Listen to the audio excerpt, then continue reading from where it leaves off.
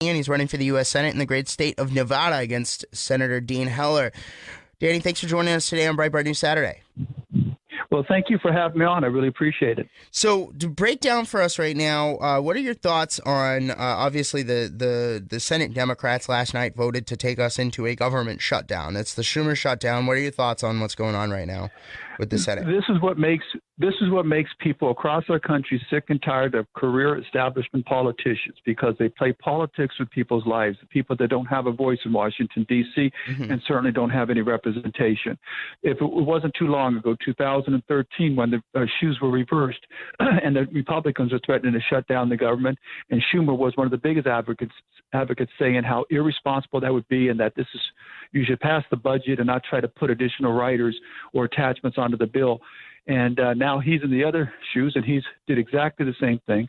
Here in Nevada, for example, we have a area called Lake Mead, which is we have to pay. It's controlled by the federal government. They shut it down. People who have mobile homes in there can't get there and live there. They have to stay outside the park and rent a hotel room and pay for that because of this irresponsibility of our elected officials. So one of the things that's pretty key here is the Democrats are shutting down the government because they aren't getting their DACA amnesty that they want. And what President Trump has offered them is that they can get their DACA amnesty, but in exchange for that, they have to give up chain migration. They have to give up the visa lottery. Both of those things need to be shut down, and they have to support funding for the president's border wall along the U.S. border with Mexico. What do you think about how the president has handled this so far? Well, first of all, I think the president's been overly generous. Those three things that he's asked for, he should include e-file being mandatory and implemented so that we have only legal residents in our country working and not illegal people working. But, every one of the things you mentioned are common sense things that should be implemented into our immigration system already, irrespective if there was an issue dealing with DACA. Those are things that most people that really care about the best interest of our country are in favor of. It's the people that aren't in favor of our best interest that just want to cater to a certain political group to get reelected that is fighting so hard against it. Right. And you mentioned you mentioned E-Verify. I mean, I think that's one of the most important things. Can you walk us through if we had a Senator Danny Tarkanian, where would you come down on these important issues of immigration? You support the border wall, you support E-Verify. Like, walk us through where would you be looking for and fighting for in the U.S. Senate right now?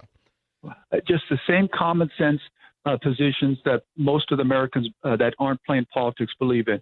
Why do we have chain migration and allowing so many additional people to come in our country ahead of people that are waiting in line and trying to get in? I would get rid of chain migration, except for the immediate family, meaning the wives or the mother and father and children. I would get rid of the lottery system is ridiculous. Why would you have that? Don't you want to have a merit-based system?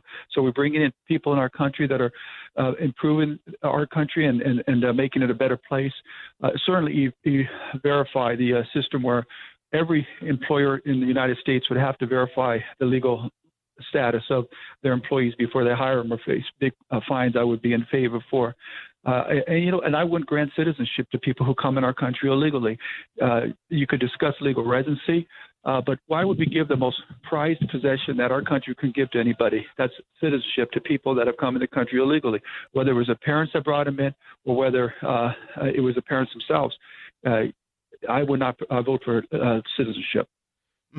And now, one of the things that's really interesting, now, to his credit, Dean Heller did vote for this funding bill last night that had bipartisan support and passed the U.S. House on Thursday evening and had majority support in the Senate, but was blocked by the Democrats even because it needed 60 votes, not just 51. It got 50. It would have had 51, but McConnell had to vote no for procedural purposes last night.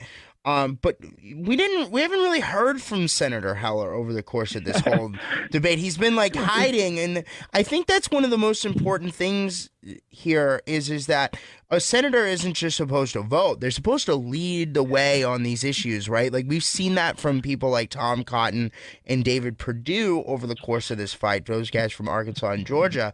But I don't think we've seen Dean Heller leading on anything. Matt, that's laughable. It's laughable what you're talking about. Dean Heller came out months ago, about a month ago, and said he would vote for a clean DACA bill with nothing required on it. That he said he would do whatever he could to get DACA passed. He doesn't even want. He wouldn't even fight for those things President Trump's talking about. The reason he voted for these things now is because the polling numbers show that I'm beating him, even though he spent $1 million in December and this part of January in his third-party PACs. Polling comes out, shows I'm still beating him, and he's now has tried to align himself more with the conservative base, because that's what he's always done when he ran for re-election.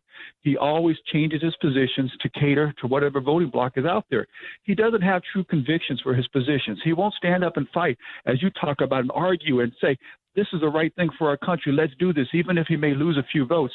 Instead, he's willing to compromise, sell himself out, and that's what he did yesterday.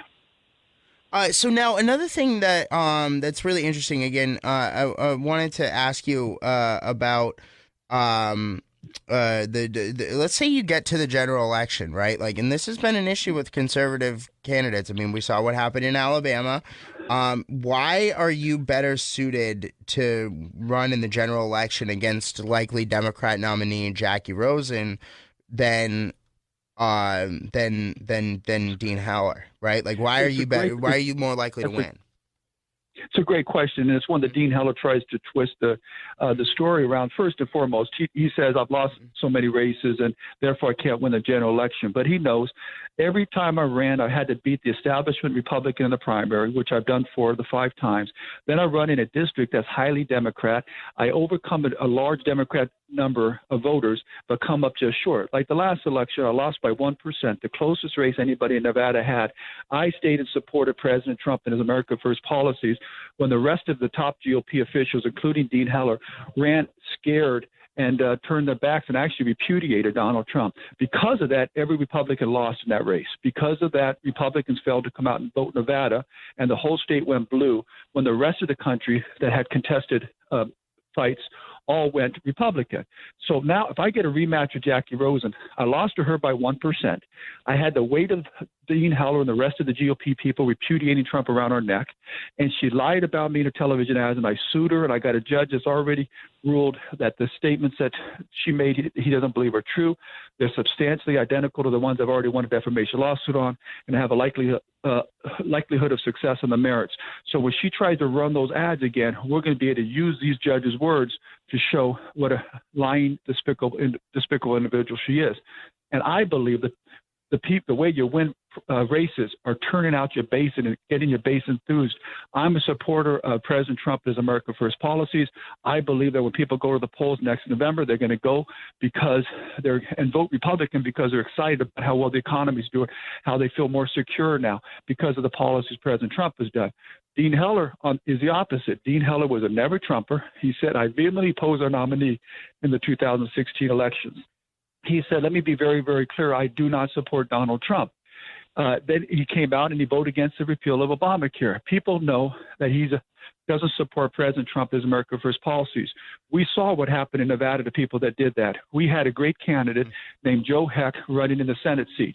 He was a brigadier general. He was a doctor. He didn't flip-flop on issues, and he was leading in every poll until he came out on stage and demanded that Donald Trump step down as a nominee. And after that, he lost the race, and he helped everybody else in Nevada lose too.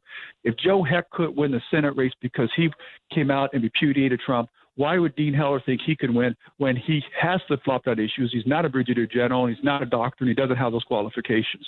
Mm-hmm. Now, another thing is that Jackie Rosen obviously voted for this Schumer Democrat government shutdown. Do you think that's going to play in this in the November general election? Do you think she's going to really come under serious scrutiny? When voters are making their determination whether or not they want to elect her to the U.S. Senate? Well, sure, it will to a degree. It's probably more passionate now than it'll be when this is over and the effect isn't still there. But there's a lot of things she's done. You know, she voted against the bill to eliminate sanctuary cities, and that's the vast majority of Americans want that, and she voted against that. Harry Reid put her in the congressional seat last race, helped funded her campaign. He's pushing her into the Senate race. He's funding it again. He's going to vote. She's going to vote however Harry Reid tells her to vote. Mm-hmm.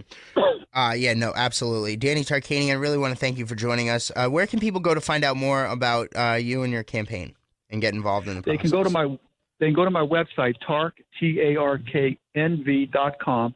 And this is the thing. If I have the financial resources to make sure the Nevada voters know what Dean Heller's record is and where I stand politically, I cannot lose this race. I'm already leading the polls because that's been put out there so far. But the problem is Dean Heller has millions of money coming in from Mitch McConnell, the super PAC. He is now trying to deceive the public into thinking that he's a supporter of President Trump, his America First policies.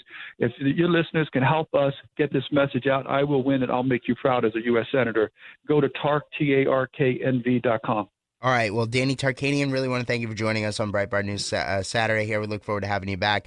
Likely, I think you're coming on tomorrow night too. So we'll talk to you. We'll talk to you then. Sounds great. Thank you very much. And I just want to take a brief moment to talk about what's happening tomorrow in Washington, D.C. It's a very special day. It's a day that happens, an event that happens every year, and it's happened every year for over 40 years now. It is the annual March for Life. Ever since Roe v.